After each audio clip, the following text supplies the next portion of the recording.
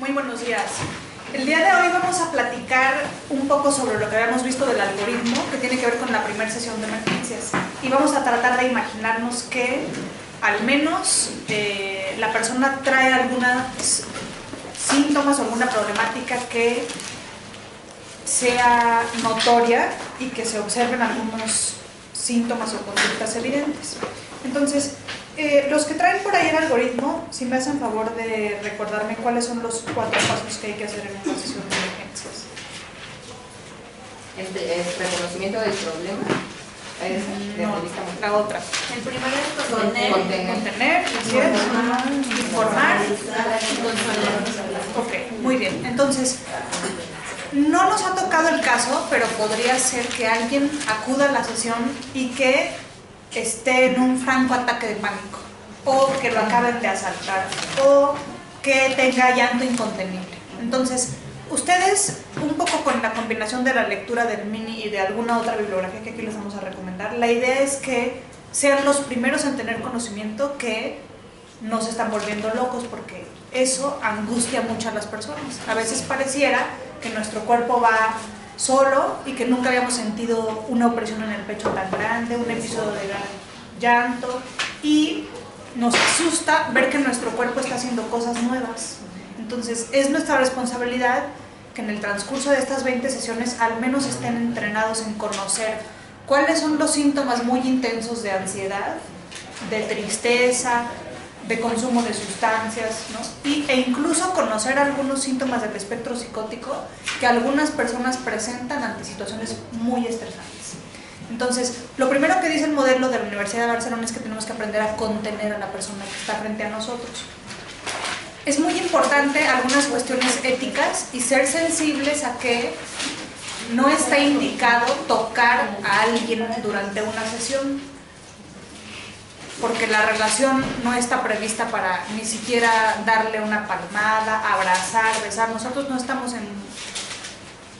no apoyamos ese tipo de conductas porque no promueven necesariamente bienestar psicológico.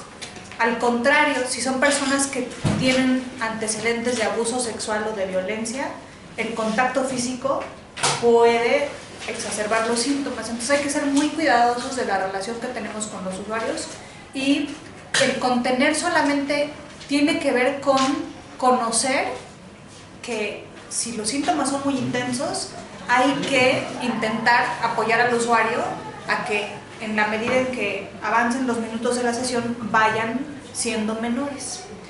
En el caso, por ejemplo, de ataques de pánico o crisis de angustia, se sabe que los síntomas más importantes tienen que ver con la opresión en el pecho, con algo que se llama hiperventilación, que es respirar muy rápido y muy superficial, y a veces se parecen a los síntomas de infarto. Entonces ustedes pueden revisar en el mini todos los síntomas que tienen que ver con sudoración, con latido cardíaco, con sentimiento de estarse ahogando, esta sensación de que necesitan más aire, temblor, frío. Y lo mejor que pueden hacer cuando alguien está con mucha angustia es solamente pedirle que ponga sus manos sobre la boca y que cierre totalmente las entradas del aire y que respire así durante 2 minutos. Porque lo que ocurre cuando estamos hiperventilando es que metemos demasiado oxígeno demasiado pronto y las personas empiezan a sentir que se desmayan, sienten zumbido en los oídos, pueden sentir mareo y pueden hacer incluso apneas, que quiere decir pausas en la respiración. Entonces empiezan a respirar y en realidad su cuerpo lo que está tratando de mandarles la señal es que respira un poquito más lento, pero ellos sienten que les falta el aire y hacen cosas como pedirles que abran la puerta, que les abaniquen, ¿no? Etcétera. Entonces lo mejor que pueden hacer es que pongan sus manos como en el avión, por ejemplo, que les dan una bolsita para reciclar el aire y meter puro dióxido de carbono. La primera recomendación, si quieren leer un poco más sobre ataques de pánico, por ejemplo, es el libro de Arturo Vados, de Editorial Pirámide, se llama así, Ataques de pánico. Me gusta mucho porque tiene, la mitad del libro está hecho para los terapeutas o los voluntarios y la mitad es un manual para los participantes, pacientes, usuarios que tienen un ataque de pánico. Y les explica la fisiología del ataque de pánico en términos muy detallados, ¿no? Entonces, si tienen a alguien que tiene un ataque de pánico, lo mejor es que se siente y que respire de esta manera. Si es una persona que viene muy inquieta y que no puede estar sentada, por ejemplo, algunos pacientes que tienen un diagnóstico de trastorno bipolar, es conveniente que ustedes no intenten sentarlo, pero si se siente más cómodo, podrían incluso darle una sesión y dar una caminata, porque vamos a ir viendo que el estrés es una respuesta que tiene el cuerpo ante una amenaza real o así percibida, y que es un mecanismo muy primitivo. Entonces, Robert Sapolsky, que es otro libro que está muy indicado que lean, que se llama ¿Por qué las cebras no tienen úlceras?, relata muy bien cómo como escena del Rey León, cuando van a cazar al león, viene una manada de, no me acuerdo qué eran, cebúes, no me acuerdo. Entonces va corriendo el Rey León, y si vienen las cebras, y ya vimos que un tigre, un leopardo, algún animal elige a la cebra a la que va a matar, las demás cebras siguen corriendo un buen número de kilómetros, porque de esa manera se acaban toda la adrenalina que produjeron en ese momento en donde la vida estaba en peligro.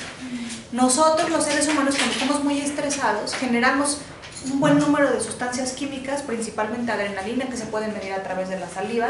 Por ejemplo, para un examen, yo estuve en un examen profesional el viernes, y entonces el alumno está muy nervioso y no puede irse como la cebra a correr 1 kilómetro. Tiene que quedarse ahí a exponer hasta que en más o menos 30 o 40 minutos que se relaje, solito baje la angustia, pero todas las sustancias las producen. Entonces, si alguien está muy estresado, sí estaría indicado siempre avisar a la terapeuta: el usuario viene muy alterado, voy a dar una caminata y con él voy a platicar. Y es mucho mejor y responde lo que su cuerpo le está pidiendo a que intentemos sentarlo y que esté en el consultorio con ganas de pararse. También yo creo que estos son los síntomas más importantes los síntomas de ansiedad y los síntomas de hiperactivación, ¿no? Ahora, también es buena idea que cuando alguien tiene llanto descontrolado, no intentemos hacer algo que se llama inhibición emocional, que es tranquilo, cálmate, ¿no? Porque lo que queremos es justo que exprese, porque hemos visto que para suicidio una dificultad para comunicar, y si transmitimos ese mensaje desde la primera sesión de la psicoterapia para emergencias, que es que se calme y que deje de llorar, no es muy buena idea. Entonces hay que darle el tiempo y esperar y pasar al segundo paso, que tiene que ver con informar. Entonces, nosotros tendríamos que saber que es normal que una persona, cuando acaba de sufrir un evento estresante, tenga al menos 72 horas de algo que se llama estrés agudo. Y yo he atendido casos de mujeres víctimas de eventos muy graves, una violación o víctimas de secuestro, en donde es normal que estén en la primera sesión volteando a la puerta 3 veces cada vez que oyen un ruido, porque su cerebro y su cuerpo lo que está intentando es prevenir que vuelva a ocurrir el evento. Aunque es muy poco probable que alguien que acaba de sufrir una violación la vuelva a sufrir, cuando ella está en el consultorio, lo único que hace su cerebro de manera muy primitiva es estar hiperalerta ante cualquier estímulo auditivo, visual o olfativo. Entonces, ustedes tendrían que estar entrenados para explicar eso, para normalizar, porque transmite un sentimiento de confianza, les decía hace rato, no estoy perdiendo el control. Lo que te está ocurriendo es que acabas de vivir un evento muy estresante, o acabas de tener una pérdida que no habías estimado que era tan grave, pero es bastante dolorosa, y que es normal que te quieras llorar, ¿no? Es normal que, aunque no suena lógico en este momento, si ayer te asaltaron y te asustaste muchísimo, ahorita que venías en la combi volviste a ver a alguien que se parecía al asaltante, regresó a ti todos esos recuerdos y no solamente recordaste el asalto, lo reexperimentaste. Entonces, ustedes pueden leer un poco sobre estrés agudo y estrés postraumático para poder explicarle a una persona. Al menos las primeras 72 horas son muy importantes, o por ejemplo en casos de usuarios que han tenido la experiencia muy desafortunada de que un amigo o un familiar comete suicidio, las primeras 72 horas son muy importantes porque puede haber un efecto de contagio, y de muchas maneras un evento como ese mueve nuestras creencias sobre cómo funciona el mundo, Beck diría, toda la tríada cognitiva se desorganiza: la percepción de mí mismo, del futuro y de los demás. Entonces, se esperaría que en 72 horas pasara esta parte muy crítica, pero que en los siguientes 3 meses sería normal, y hay toda una sesión para explicar síntoma por síntoma, tal como los van a ver en el mini, de las reacciones que van a tener para afrontar, por ejemplo, un evento estresante, un evento violento. Entonces es normal, y ustedes tendrían que saber explicarle. Entonces es normal que no pueda dormir, ¿sí? Es normal que ahora que no me quiera subir a la misma combi, es normal que esté evitando y no me quiero ir por la misma ruta, no me quiero poner la misma ropa, no quiero hablar con nadie que se parezca a la persona relacionada con el evento. Entonces hay síntomas principalmente de evitación. Evitación tiene que ver evitar estímulos, evitar lugares, evitar personas, pero también evitar recuerdos. Entonces, normalmente cuando alguien acaba de pasar algo muy estresante, no quiere hablar de lo que le pasó, porque tiene al menos 3 meses para procesar el evento y para poder llegar idóneamente después de 3 meses a la conclusión de que fue un evento azaroso, de que es un evento que puede volver a ocurrir y que lo más probable es que si vuelve a ocurrir ese evento va a salir adelante. Muchas personas no logran llegar a esa conclusión después de 3 meses, porque les digo, a veces hay situaciones muy difíciles en donde, por ejemplo, va una familia completa y sobrevive solamente una persona a un accidente. Es muy difícil procesar por qué sobreviví yo, por qué no nosotros. Y el cerebro tarda al menos 3 meses en darle lógica y decir, pero ¿por qué si iba yo sentado atrás y el golpe fue así? Yo me pude, ¿no? Entonces, eso se llama procesamiento emocional. Entonces, síntomas de evitación, síntomas de hiperactivación. Entonces, es una reacción desproporcionada a estímulos cotidianos. Algunos usuarios van a tener síntomas de algo que se llama embotamiento emocional, que quiere decir que cuando uno vive un evento muy estresante, hay un buen tiempo, al menos 3 meses, en donde si los demás están riéndose, yo no me río, si los demás están tristes, yo no me... El afecto está anestesiado, algunos dicen aplanado, y los síntomas de reexperimentación. Es normal que si te acaba de ocurrir este evento, una parte de tu cerebro quiere estar muy alerta, muy atento a cualquier señal que indique que es probable que el evento se repita. Pero otra parte de ti no quiere pensar en el evento porque es un evento muy desagradable, no quiere hablar de él, no quiere recordarlo, no quiere pasar por ahí. Entonces esta confusión de querer por un lado procesarlo y no quererlo procesar, lo que hace es que a veces las personas pasan algunos días, no se acuerdan de algunas partes del evento, pero sueñan el evento y se despiertan y es como una pesadilla, ¿no? Porque su cerebro está intentando procesar lo que pasó. Es normal que las personas tengan sueños, pesadillas, ¿no? Sueños muy vívidos, y también, les decía hace rato, recuerdos no solamente que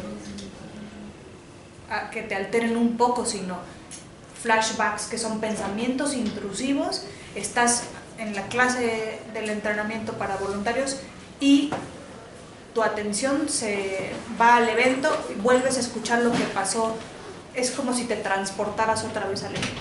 Y eso, ustedes tendrían que estar entrenados para explicarle a los usuarios que es una reacción normal, pero que el mensaje de informar tendría que ver con explicarles el 60% de las personas logran salir adelante, porque la especie humana es resistente y se adapta a las cosas más increíbles. Pero si después de 3 meses tú sigues teniendo algunos de estos síntomas, sería importante entonces que recibas ayuda profesional, pero durante 3 meses es normal que tengas sueños, que tengas embotamiento, que tengas evitación, que tengas hiperactivación, ¿de acuerdo? Muy bien, entonces primero explicamos, primero contenemos, después informamos. ¿Quién me recuerda el siguiente paso? Normalizar. Normalizar. Entonces, normalizar tiene que ver nada más con dar un poco de información que podemos obtener de cuestiones epidemiológicas. A mí me gusta mucho, y les sugiero que revisen en el Drive el artículo de la Encuesta Nacional de Epidemiología Psiquiátrica que la doctora Medina Mora, que ahora dirige el Instituto Nacional de Psiquiatría junto con un equipo, es el que me gusta porque la metodología es muy adecuada para poder describir realmente lo que le ocurre a la población mexicana. Entonces, ahí se habla sobre cómo las cifras de depresión son más importantes para las mujeres. Entonces, cuando a una mujer le cuesta trabajo aceptar, es que yo no era así, es que me estoy sintiendo muy triste, a mí me gustaba mucho la vida, me gustaba tener muchas actividades, cae muy bien decirle, es normal que estés pasando por esto. Y si además tienen información sobre cómo en el último año al menos cambió su rol, ¿no? En vez de decir, de ser estudiante pasó a ser mamá, o de ser la hija mayor pasó a ser cabeza de familia porque su mamá falleció. porque hemos tenido desafortunadamente muchos estudiantes que sus papás se enferman en el transcurso de la licenciatura y su rol cambia, y eso es muy estresante. Entonces, si ustedes ya tienen una evaluación de los últimos 3 meses, ¿qué pasó? Es normal decirle, o es buena idea decirle, acuérdate que se sabe que las mujeres en México padecen más síntomas de depresión. Esto es normal porque estás en una etapa crítica, que es, por ejemplo, la etapa universitaria, que para algunos es vista como algo muy bonito, pero también es una etapa donde se adquieren muchas responsabilidades y donde se van por la borda algunas expectativas sobre el amor, sobre la amistad, ¿no? Porque ya vives, el príncipe azul tal vez no era tan azul, ¿no? Las amigas que eran súper amigas ya no son tan amigas, entonces confrontarte con cómo funciona la vida real y confrontarte con tal vez vivir solo o con que en tu país hay muchas cosas que no te gustan, como estas cuestiones violentas o como cuestiones de abuso, o que los profesores no son como tú te los imaginabas, son cuestiones que pueden ir alimentando de lo que hablábamos la pasada, que es la desesperanza. Entonces es muy bueno decirle, en México la mayoría de los casos de depresión son de mujeres, eso es esperado, pero también queremos normalizar y explicarte que existe una muy buena psicoterapia, que es una terapia breve, que es una terapia de bajo costo, que requiere mucho trabajo porque no está basada en el desahogo, y se ha demostrado que la mayoría de la gente que toma este tipo de psicoterapia, que es el formato que manejamos, tiende a estar mucho mejor en el corto, en el mediano y en el largo plazo. También es importante decirles, los trastornos de la ansiedad son el segundo o tercer trastorno más frecuente entre la población mexicana. Se sabe que en la infancia los trastornos más frecuentes son las fobias, y que en la etapa universitaria y en la prepa al menos, el más frecuente es la fobia social. Entonces es muy tranquilizador que el usuario sepa que el que le dé miedo hablar en público, el que le dé miedo exponer, el que él trate de evitar a toda costa participar porque se pone muy nervioso, es un trastorno muy frecuente, y que además pocos usuarios llegan a la consulta justo porque les cuesta trabajo entablar una relación interpersonal donde tienen que ver a los ojos durante 1 hora a una persona que a veces es el sexo opuesto. Y es muy tranquilizador decirle, hay muchísimos estudiantes como tú, si hiciéramos una cuenta de 12,000, al menos podremos saber que un poquito más de 100 alumnos como tú están viviendo la misma circunstancia y no estás solo, ¿no? En México desafortunadamente no tenemos esta cultura de grupos de ayuda que hay en otros países y que se juntan las familias y los pacientes, y eso ayuda porque es un factor protector de apoyo social, pero darles información sobre la prevalencia tranquiliza mucho. Y el último paso tiene que ver con consolar, ¿no?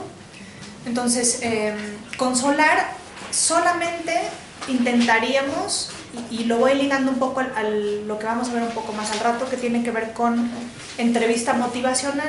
La entrevista motivacional, a diferencia de la mayoría del protocolo que vamos a ver aquí, es una entrevista que está basada en un enfoque humanista. Entonces, en el enfoque humanista nos enseñan a que seamos muy cuidadosos cuando estamos en una sesión con un usuario, en ese contexto se le llama cliente. Cuidemos que sea el usuario o el cliente el que más tiempo habla durante la sesión. Al menos a mí me dieron la recomendación de, si ustedes audiograbaran sus sesiones, 2/3 partes de la sesión tendría que hablar el usuario y no el voluntario o el terapeuta. Porque, al menos cuando están haciendo entrevista motivacional o cuando alguien llega en crisis la primera sesión, porque entonces el mensaje es que estamos intentando aleccionarlo, o estamos dando consejos, o no le estamos permitiendo al usuario que él haga la síntesis o haga reestructuración cognitiva cuando lo veamos. Todo se lo estamos dando. Beck habla de lo que se llama descubrimiento guiado. Entonces, es verdad que tenemos que hacer muy buenas preguntas para lograr los efectos, más adelante veremos, de reestructuración cognitiva, pero tenemos que ser muy cuidadosos de no hablar demasiado y nunca mucho más que el usuario. Entonces, consolar. La recomendación que les haríamos tiene que ver con solamente devolver, reflejar y resumir. Entonces, los resúmenes lo que generan en el usuario es una percepción de que está siendo escuchado, de que nos interesa y de empatía. Entonces, idealmente hay que hacer resúmenes cada 3 intervenciones del usuario, y nosotros usamos mucho esta cuestión de pedirles permiso. Entonces, está bien si te hago una pausa déjame ver si te estoy entendiendo bien. Me estás diciendo que lo que te pasó fue esto y luego pasó lo otro, o no entendí bien. Y eso se ha probado que lo que va a lograr es que el usuario quiera dar más información y se siente muy bien. Entonces, resúmenes son muy efectivos. Devolver o reflejar es solamente lo que el usuario está diciendo como un espejo, ¿no? Entonces me estás diciendo que te sentiste triste. Hay que ser muy cuidadosos en interpretar, ¿no? Porque si él usa la palabra triste, hay que usar las palabras del usuario. Porque si él usa triste y yo la cambio, puede tener el efecto contrario, no estás comprendiendo exactamente cómo me siento, ¿no? Entonces, a menos que estén, o que su juicio clínico les indique que la emoción va por ahí, o que sean sinónimos, ¿no?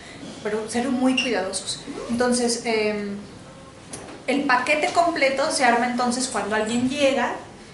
Si hay necesidad de contener, podemos pedirle que solamente que camine para que se sienta mejor, que llore lo que necesite y que vamos a estar ahí acompañándolo el tiempo que necesite, que es más importante que llore a que contenga. En algunos casos vamos a usar estas estrategias de ponerse las manos en la boca. Algunos autores quizás recomendarían, a mí no me gusta tanto la idea de hacer unos ejercicios de respiración, al menos en la primera. Yo soy de la idea de nada más deja sentir la emoción. Después nada más darle información sobre es normal lo que te está pasando, describirle los síntomas de la sintomatología que presenta. Después darle información epidemiológica para que él se sienta tranquilo de que esto es común, que a mucha gente le pasa, que no está solo. Y al final tratar de donde sea prudente, mandar el mensaje de tu emoción o tu conducta es proporcional a lo que acabas de vivir, ¿no? Y devolverle y reflejar. Esto intentar hacerlo en una sesión de 50 minutos y estando atento a lo que les decía yo la vez pasada, si hay alguna cuestión que les llame la atención, preguntarla a través del niño. ¿Alguna pregunta hasta aquí?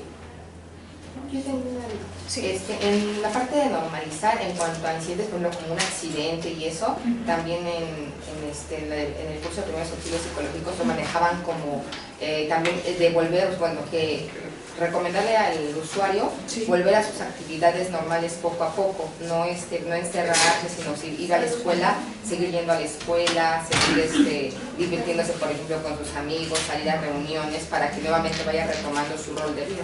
Okay. Sí, yo a ese respecto, nosotros en general no nos han tocado porque en el escenario de la FES afortunadamente no hay situaciones tan graves, por ejemplo un accidente automovilístico, un accidente aéreo, ¿no? En donde hay todo un protocolo tanto para ustedes, ¿no? De autocuidado y de seguir las rutinas después de ir a ver atendido a una población en urgencia, ni para los alumnos afortunadamente, pero no estamos exentos y yo creo que con lo que pasó recientemente en Monterrey podríamos ir construyendo de antemano qué tendríamos que hacer para atender poblaciones en crisis por un evento de esas características, que será un escenario educativo.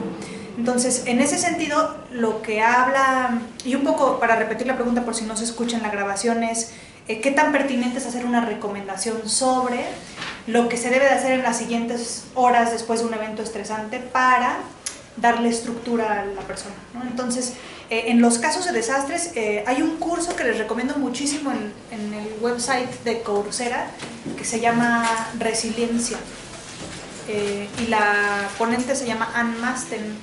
Ella ha estudiado 40 años, especialmente en niños que se exponen a eventos muy estresantes y cómo los niños, al menos, como no tienen la facilidad para poner en palabras lo que les ocurre, detienen su crecimiento. Un poco de eso habla Robert Sapolsky. Cuando tú estás en una situación muy estresante, lo que tu cuerpo dice es: no es momento para ovular, no es momento para que te crezca el cabello, no es momento para producir células CD4 que te protegen contra las enfermedades. Este es un momento de supervivencia. En casos de estrés muy grave, hay casos, y los dermatólogos ven 1 o 2 a lo largo de su vida, donde en un día el cabello encanece totalmente y al tercer día se cae por completo. Entonces hay personas que viven eventos muy muy estresantes o así percibidos para ellos, y Ann Masten habla sobre qué hay que hacer cuando, por ejemplo, un niño o una comunidad se enfrenta a un evento como un huracán, un tornado, porque es una investigación realizada principalmente en Estados Unidos. Y un poco de lo que decías es, lo primero y lo más sano es regresar a la escuela, porque cuando se suspenden las clases eso desestructura a los niños y genera mucha ambigüedad, ¿no? Entonces, lo mejor sería regresar a las actividades normales y para los terapeutas también se recomienda actividades que ellos llaman de diffusing, no sé cuál es el término perfecto, pero seguramente ustedes tienen, yo cuando estudiaba, todos los sábados tenía un ritual que era me levantaba, hacía ejercicio, me hacía un desayuno que me gustaba mucho, que era nada más 2 quesadillas con una taza de frijoles, con crema que me encantaba, y luego mi día lo dedicaba a lavar mi ropa, tenderla, descolgarla, plancharla, guardarla y tener todo listo para la semana. En ese tiempo yo veía muchísimos pacientes, veía como, no sé, como 25 pacientes a la semana, era muchísimo. Y esas actividades que no cambian y que yo todos los sábados no salía, yo me dedicaba a estas cuestiones de autocuidado. En el curso también de la Universidad de Barcelona las mencionan como muy agradables y como necesarias porque dan estructura y porque aunque tú acabas de recibir un mensaje con el evento estresante de que el mundo es impredecible y que no estás en control como tú crees y que un día estás vivo y otro día estás muerto, o cuando estás expuesto a atender a muchos usuarios, el regresar a esos rituales, que el mensaje que te mandan es todo está bien, cosas muy sencillas como hay que lavar la ropa, hay que secar la ropa, hay que hacerte tu desayuno, dan mucha tranquilidad y es un lugar seguro para el terapeuta, ¿no? Entonces, idealmente sí, después cuando hablamos de depresión vamos a hablar de otro tipo de actividades, pero siempre es buena idea, en la medida de lo posible, hay una línea muy delgadita de exigir regresar en términos de que cuando acabas de vivir algo muy estresante la atención no está en su mejor momento. Entonces es muy difícil intentar ir a aprender, a memorizar, ¿no? No hay condiciones óptimas para el aprendizaje.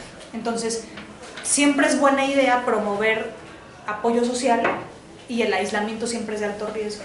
Entonces, si para ti ir a la escuela, pero como ya le explicaste y le normalizaste y le dijiste, a ver, no vas a estar tan atento, no vas a memorizar, no vas a tomar apuntes, pero es mucho mejor que estés en la escuela con tus amigos y se vayan a comprar algo y se vayan a tomar un café y trates de estar en el salón a que te quedes en tu casa solo.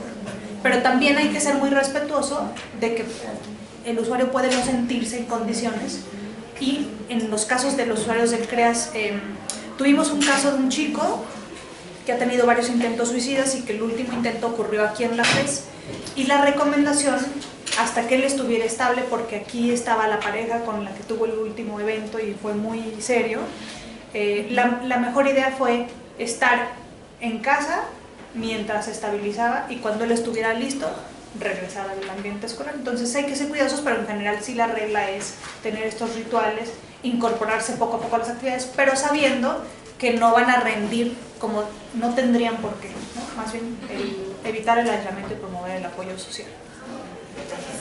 Sí. ¿Alguna otra pregunta? Muy bien. Pues, le cortamos por favor a la cámara.